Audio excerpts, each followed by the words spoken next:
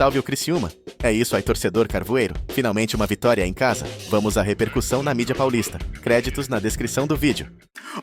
Vamos começar falando desse Criciúma vencendo o Botafogo. O Botafogo lá em cima nessa briga, claro, pelo título do Brasileirão. E o Criciúma recebeu o Botafogo lá em Criciúma, lá em Santa Catarina, e ganhou essa partida. O que faz com que o Botafogo, André Dom, tenha, na verdade, aí mais um degrau a percorrer nessa caminhada pelo título.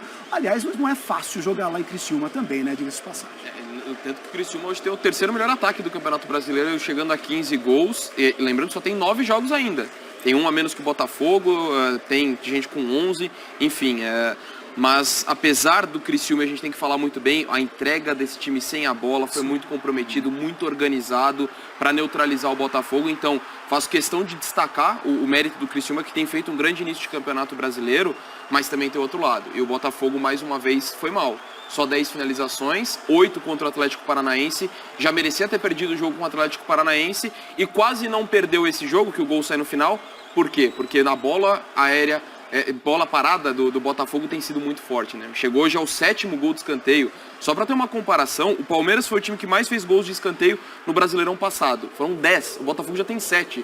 Ele tem 7 gols de bola de escanteio, ninguém passa de 3. Então tem sido um trunfo da comissão técnica do Arthur Jorge, e isso quase evitou uma nova derrota e quase deu uma maquiada em mais uma atuação abaixo. Contra o Atlético Paranaense, acho que teve também muito mais mérito do adversário. Hoje, embora tenha tido mérito do Criciúma, se organizou bem sem a bola, explorou bem o lado do campo, o Barreto que fez o gol também defensivamente ajudando muito, mas o Botafogo deixou a desejar, produziu muito pouco. No intervalo tem a entrada do Eduardo, né, na vaga do Luiz Henrique, tentou ser um time um pouco mais criativo por dentro, mais técnico ali, não tendo tanto a força pelo lado do campo, mas a tentativa não deu certo. Então acho que foi uma derrota merecida, a meu ver, o Criciúma fez por merecer, e ainda que o trabalho ainda do Arthur Jorge seja muito bom, de uma forma geral, acho que o Botafogo ainda é time para brigar por todas as competições, é inevitável a gente apontar que é um momento de oscilação do time na temporada. É isso, né? O Botafogo que é o terceiro colocado nesse momento, mas pode ser ultrapassado, como tem esse jogo já feito,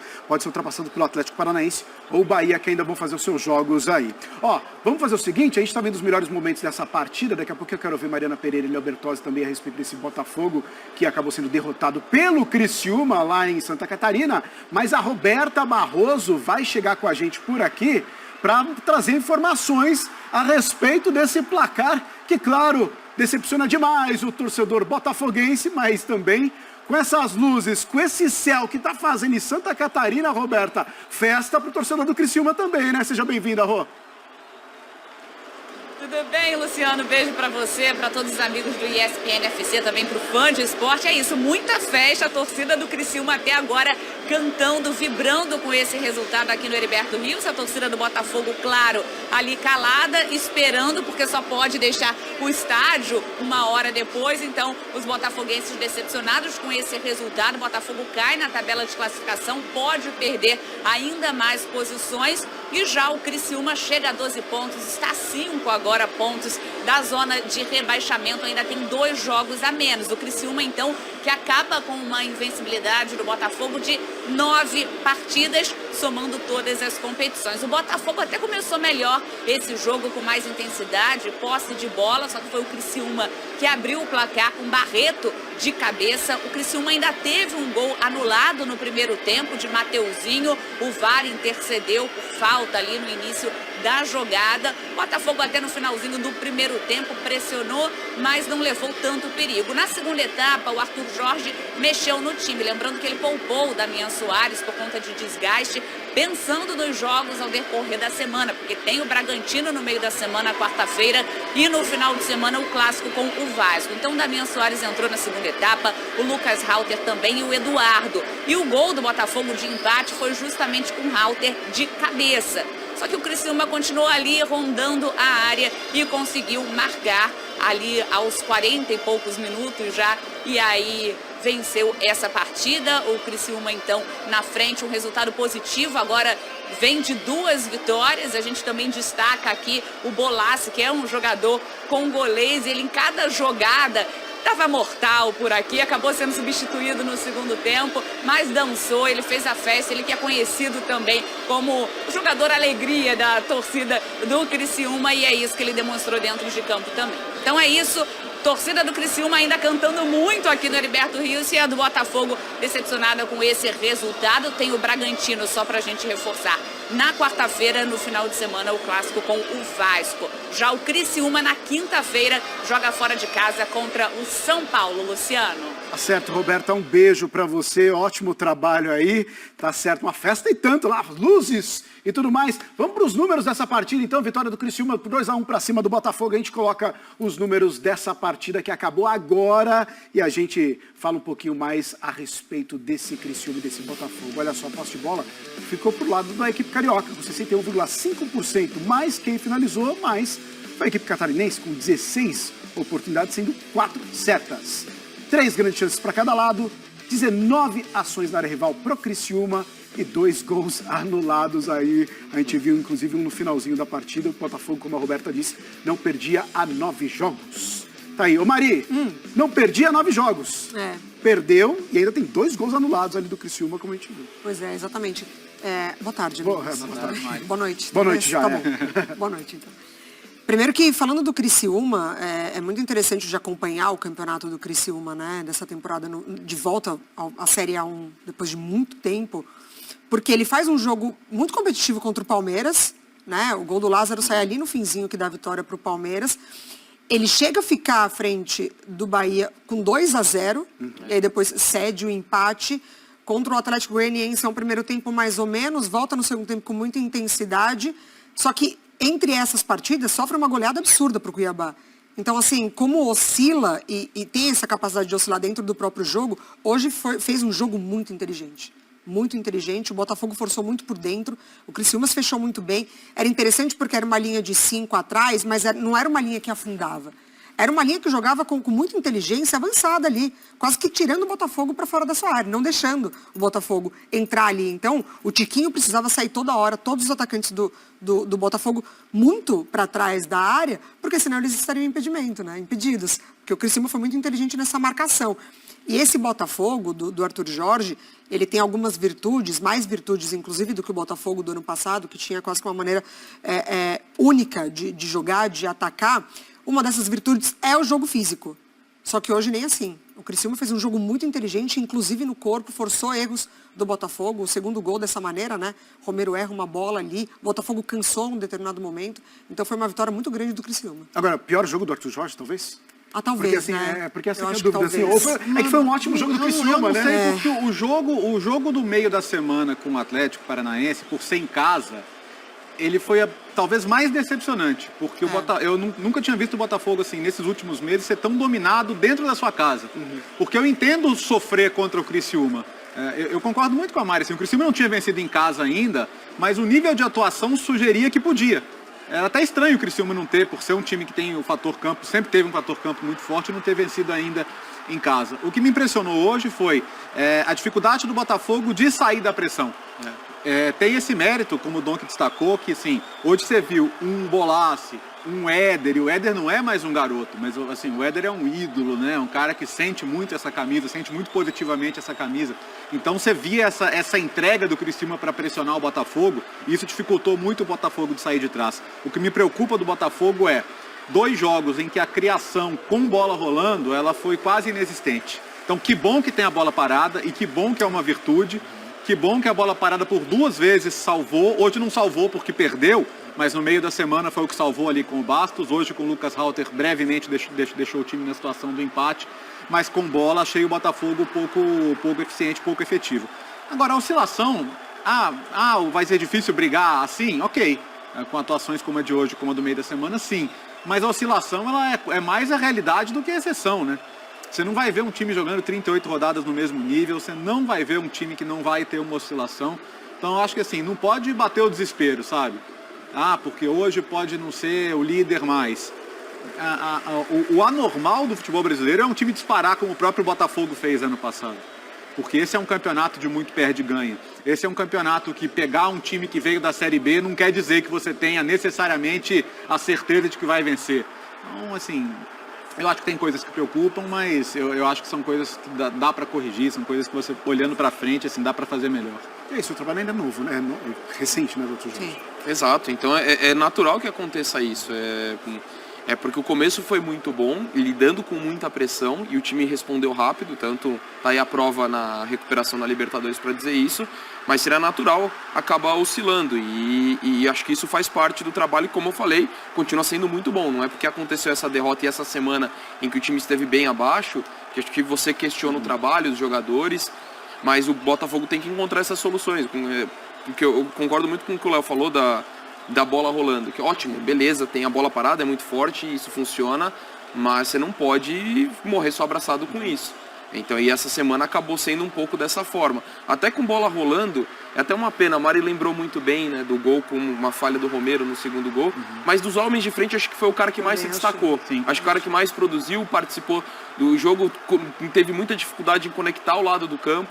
A Mari lembrou do jogo ser muito por dentro, acho que também porque o Botafogo não conseguiu encontrar Júnior Santos e Luiz Henrique do lado do campo, Tiquinho saindo bastante, e nesse contexto acho que o Romero ainda foi o cara que produziu um pouco mais, e aí no segundo tempo teve uma infelicidade enorme no lance do gol. Desculpa, Mari, o lado não só não produziu com bola, como foi muito vulnerável sem ela. O primeiro gol totalmente... O primeiro gol, por exemplo, em cima dois laterais. E é um cuiabano que tá fazendo uma boa temporada, Sim, tá sendo peça importante. Nas alternativas que o Botafogo não conseguiu encontrar para essa partida, a gente vê, e volta um pouquinho na temporada passada, que em muitos jogos em que batia o desespero no Botafogo, era só chuveirinho, né? Era só cruzamento.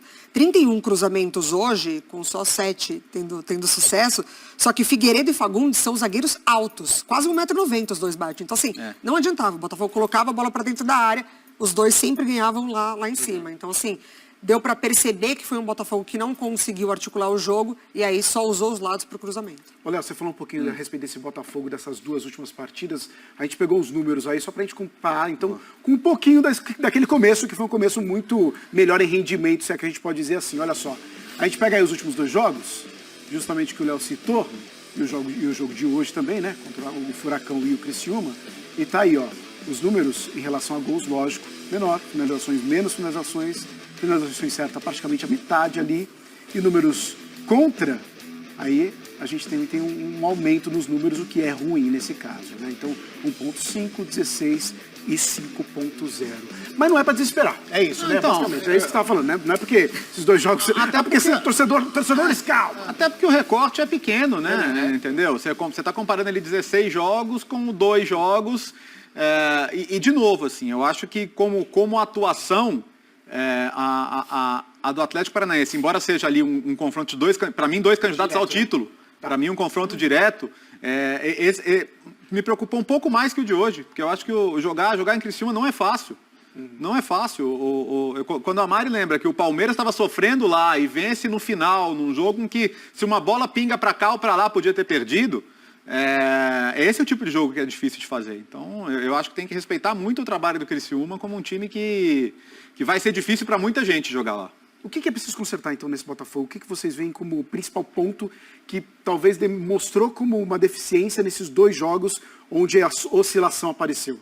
Para mim, depender muito da questão da bola parada, porque produziu pouco. Para mim, a gente mostrou a média de finalizações. Foi 8 contra o Atlético e 10 hoje. E às vezes não finalizações realmente perigosas, situações claras. Então acho que é um time que teve dificuldade em encontrar soluções com a bola rolando. E olha que tem muitas alternativas. E já mostrou com o Arthur Jorge, jogando com 2 pontas, jogando com gente por dentro, tendo 2 caras mais de área, embora um mais de movimentação sempre. Então acho que é um time que teve dificuldade em mostrar repertório com a bola rolando para criar alternativas mais claras. Para mim, esses foram os pontos mais preocupantes nesses 2 jogos. O pessoal lá de cima tá demais hoje, porque falou, bola parada, calma aí que a gente vai buscar número de bola parada. Boa. Então bota aí número de bola parada desse Botafogo, então, já que é um fator aí que acaba sendo determinante para esse Botafogo. Vamos colocar um número aí na tela para o Fã de Esportes também acompanhar junto com a gente. Olha só, total de gols, 18. E aí a gente tá falando de metade dos gols do Botafogo, né? Tudo de bola parada. A partir do escanteio foram 7, falta direta 1 e um pênalti. Lembrando que isso não é um problema, né? Isso lógico. você pode qualificar mais a sua criação com bola rolando sem perder essa virtude que decide jogos, é importante. Pergunta pro Palmeiras do Abel Ferreira se é ruim ter um repertório de bola parada forte. Isso ajudou pouco no que o Palmeiras conquistou nos últimos anos. E até a transmissão do Sport TV destacou, né, que o Botafogo hoje é um time que, como vários times europeus, trabalha com um profissional específico de bola parada, que faz parte da comissão do Arthur Jorge, e é super importante ter isso. Né, isso aí desenrola jogos, decide jogos e você percebe que é um repertório bom de ter. Né? No UFC Internacional a gente toda hora falando de Arsenal. Nossa, muito. O Braceford leva todo mundo pro City, pro Arsenal, pro Chelsea. Mas é isso, o quanto é importante. Mas não pode ficar dependente disso, né? Não. Senão, esse é o problema. E outro ponto, o Savarino faz falta nesse time. Muito. Sim. A maneira como ele encontra soluções para o jogo, como ele conecta as peças ali do ataque, da frente, se movimenta muito. É um jogador que faz muita falta, não tá à disposição, faz muita falta nesse Botafogo. Mas é isso, porque ainda assim a gente está falando mais de desempenho, mas de resultado é um empate e uma derrota, né? A gente não está falando necessariamente da equipe que emendou uma sequência de derrotas. Pode ligar um certo alerta por conta do desempenho. Vai demorar muito para tirar a mochilinha pesada da temporada passada. Então, assim, emenda duas performances não tão legais. O torcedor, ele já fala, ele já busca lá o jogador que sentiu ano passado, já vai criticar o Eduardo, por exemplo, que o ano passado foi um dos que caiu de rendimento. Então, ele entra no segundo tempo e não consegue também destravar o jogo para o Botafogo. Mas acho que ainda tem muita coisa para acontecer. O trabalho do Arthur Jorge é muito bom. Se a gente pega o retrospecto que o Botafogo fez na Libertadores com ele, o que conseguiu de resultado com ele, é muito bom. Então, acho que para esses jogadores, o ano passado ele não existe mais, eu acredito que eles já superaram, porque está acontecendo outra coisa com outro treinador, de uma outra maneira, mas o torcedor ele já fica com isso. Você né? quer um exemplo de que é muito natural oscilar? O que o São Paulo passou as últimas semanas. Exato. São Paulo passou por um momento ali de euforia, um trabalho novo. Sem derrotas, né? O Galo, eu vou falar o quê? De uma semana que tomou 2 goleadas aí, de um trabalho que vinha de uma empolgação absoluta no começo. E é normal, porque todo trabalho tende à média. Então, assim, se um trabalho está muito fora da curva no começo, em algum momento ele vai tender a regressão à média. Tá? Então, eu acho que é importante a gente trabalhar com isso também, a evitar a euforia inicial e entender que o trabalho vai ter as suas semanas mais difíceis, o time vai ter que trabalhar em algum momento com desfalques. Vai ter que buscar soluções. Vai, né? é normal de trabalho, né? Porque no primeiro momento você corrige o que está errado, e eu acho que o Arthur ele foi muito bom e conseguiu fazer isso muito rápido. No mérito que ele tem. E assim, ele bateu cabeça com algumas coisas no começo também. Eu lembro quando ele teve que jogar na altitude na Libertadores, em que ele, na minha visão, errou na estratégia. Foi logo a estreia dele. dele. Foi logo a estreia dele. E assim, são coisas que você aprende também. E esse é um cara que, a vida dele era praticamente o Braga. Sim. Né? Então, assim, você tá vindo para um outro país, para uma outra realidade, para um outro campeonato, que é um campeonato que te dá muito menos respiro. Tem jogos que pro Braga lá, são jogos em que mesmo fora de casa, ele sabe que ele vai ganhar, cara. Né? A pontuação ali do campeonato português, em algum momento você vai começar a olhar os 4 primeiros, e dos quais o Braga faz parte, e lá tem jogo tranquilo. Desgarrando total. Né? Assim, Aqui não tem, cara. É um jogo também pro Textor analisar de uma forma diferente o VAR, né? Porque hoje foi pro Botafogo. Anulou o gol do Mateuzinho por conta da falta e depois anulou um outro gol do Criciúma por conta de impedimento que a gente ainda não viu a linha ser traçada, né? Desse gol de impedimento. Mas o VAR atuou hoje. E ele atuou a favor do Botafogo, talvez de maneira correta, né? A gente não sabe sobre o impedimento. No lance da falta, pelo menos para mim, acertou. No lance da falta, falta. Aliás, com a minha crítica ao Luiz Flávio, assim, no campo dava para marcar. Perfeito, não dá para ficar. E pegando ainda o exemplo de São Paulo e de Atlético, estou bem curiosa para ver a coletiva do Arthur Jorge, porque tanto o Milito quanto o Zubeldia, eles dão uma aula nas coletivas. E eles não se escondem. Sim. Jogamos mal, erramos aqui, erramos ali. Estou curiosa para ouvir o Arthur Jorge. Daqui a pouco a gente vai ao vivo lá conferir essa coletiva do Arthur Jorge. Os caras estão on fire. Então, o que a gente tem agora? Teve gol anulado? Então vamos mostrar os gols anulados. Estão botando na tela aí esses 2 gols anulados, né? A gente tem o primeiro, que é esse aí. Então, aí que entra toda a questão do VAR, John Textor, reclamação e tudo mais. Olha só. A gente vai ver que esse foi um dos gols do Criciúma que foram anulados. E tem o puxão do Barreto, se não me engano ali. Exato. Vamos ver o agarrão aí. Eu queria saber de vocês, se vocês concordam com essas 2 marcações. Então, eu acho pelo menos que tem Aí, ó, contato embaixo é e em esse, cima. Ah, tá. Eu acho que São tem contato dois. embaixo e tem o puxão de camisa ainda. Por isso assim, o jogador não é pra parar, tá? Parou, mas parou. O jogador Exato. tá errado em parar. Esse é. Joga pro apito. Mas essa pra mim é uma falta fácil de marcar no campo. O problema é que, assim, às vezes você joga um peso no VAR que não precisa. Tá na sua frente. Ele não tá mal posicionado, Exato. ele não tá longe da jogada. Pra que ele vai transferir essa decisão, entendeu? Sim. Eu concordo plenamente também, acho que foi bem marcado, eu só queria fazer esse ponto. É. O Gregory não pode desistir da jogada como ele desistiu. Mas que ele esteja convicto que tem o VAR e que seria marcada a falta, mas não pode... A passividade depois do lance, com 3 jogadores Ele do Criciúma levanta fora. e simplesmente observa. Exato, não pode acontecer isso. Embora, concordo plenamente, era gol pra nem ter acontecido. Era pra ter sido marcada a falta logo de cara. Tá aí, agora vamos ver o segundo lance, que é um segundo lance mega ajustado. Depois a gente vai ver, inclusive, a linha sendo traçada. Olha só, é esse lance aí. Se você não percebeu, o impedimento já foi marcado. golaço, né? Foi um golaço. E ele toma amarelo ainda.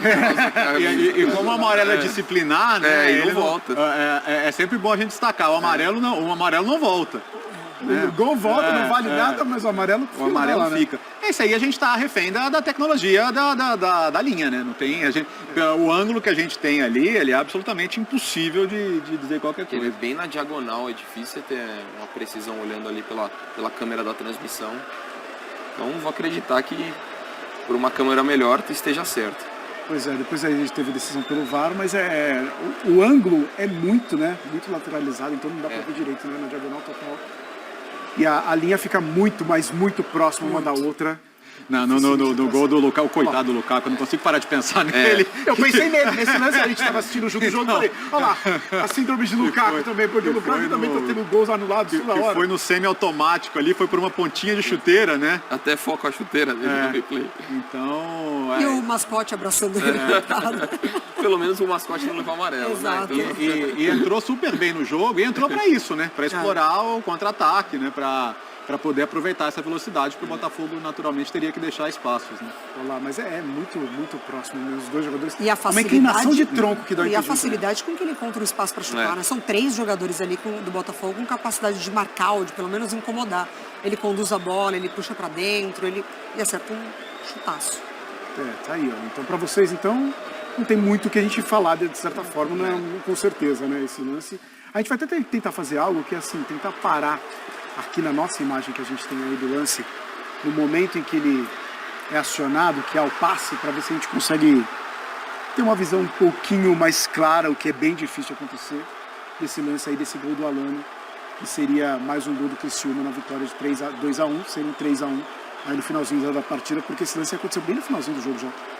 Estava ali bem no final do jogo, mas a gente vai ver se a gente consegue fazer, porque olha, tenho dúvidas. é bem ajustado.